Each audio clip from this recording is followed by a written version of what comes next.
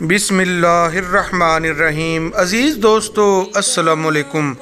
اللہ سبحانہ و تعالی هو الحی القیوم اپنے مقدس کلام قرآن حکیم کی سورۃ بقرہ کی آیت نمبر 75 میں یوں ارشاد فرماتے ہیں، تو کیا اے مسلمانوں تم یہ توقع رکھتے ہو کہ یہ تمہاری بات مان لیں گے، جبکہ حال یہ ہے کہ ان میں ایک گروہ وہ بھی تھا کہ جو اللہ کا کلام سنتا تھا اور پھر خوب سمجھ بوجھ کر دانستہ اس میں تحریف کرتا تھا۔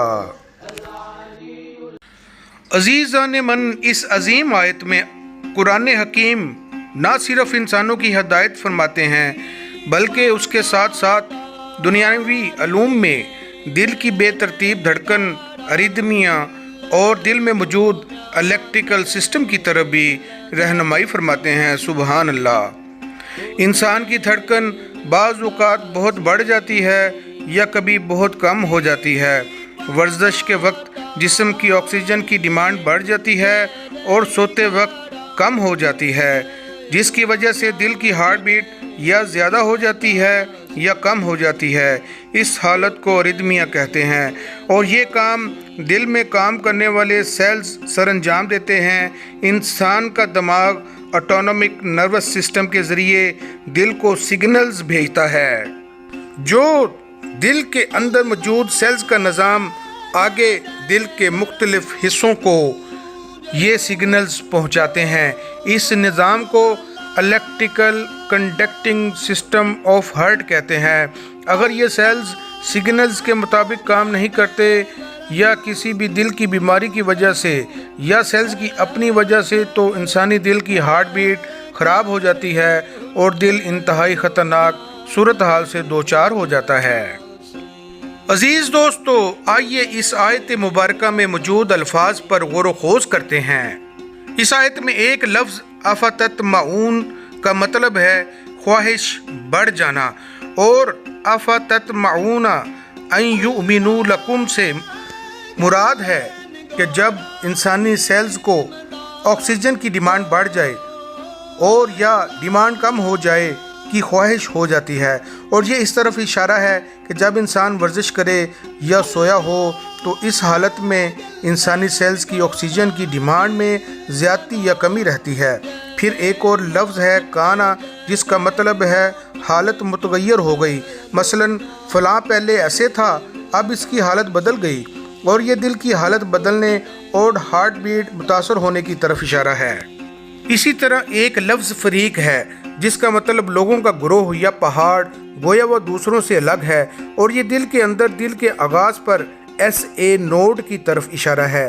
ایس اے نوڈ کو سائنو ایٹریل نوڈ کہتے ہیں، جو کہ پھولی ہوئی ہوتی ہے اور بہت سے خلیوں پر مشتمل ہوتی ہے۔ سگنلز یہاں سے ڈلیور ہو کر آگے سیلز کے ذریعے دل کے تمام حصوں پر پہنچتے ہیں، جس کی وجہ سے دل سکڑتا اور پھیلتا ہے۔ پھر ایک لفظ یسمعون ہے، جس کا مطلب غور سے سننا ہے، اور بعض ایسے ہیں کہ جو تمہاری باتوں کی طرف دھیان رکھتے ہیں۔ پھر ایک لفظ کلام اللہ ہے، اور یہ دماغ سے آٹونومک نروس سسٹم کے ذریعے دل کی ایس اے نوڈ تک جو الیکٹریکل سگنلز کی صورت پیغام پہنچتے ہیں اس کی طرف اشارہ ہے۔ چنانچہ یسمعون کلام اللہ سے یہ مطلب واضح ہے کہ دماغ سے آٹونومک نروس سسٹم، جو بہت چھوٹے اعصاب سے مل کر بنا ہوتا ہے، وہ دل تک سفر کرتا ہے اور پیغام ایس اے نوڈ وصول کر کے آگے دل میں بھیج دیتا ہے۔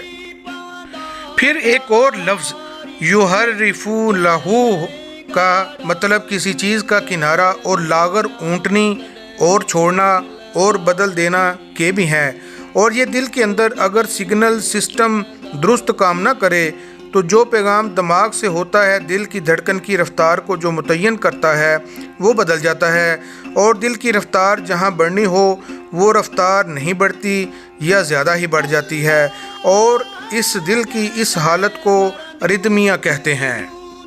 پھر ایک لفظ عقلو ہے، یہ اٹونمک نروس سسٹم کی طرف اشارہ ہے اور اس کا مطلب عقل یا اس قوت کو کہتے ہیں جو علم کے لیے تیار رہتی ہے، اور وہ اونٹ بھی مراد لیے جاتے ہیں، اور ایک ایسی بیماری جو گھوڑے کے پاؤں کو ہوتی ہے اور چلتے وقت پاؤں کا باہم ٹکرانا کے ہیں، اور یہ اریدمیا کی طرف اشارہ ہے جس میں ہارٹ بیٹ کی رفتار irregular ہو جاتی ہے۔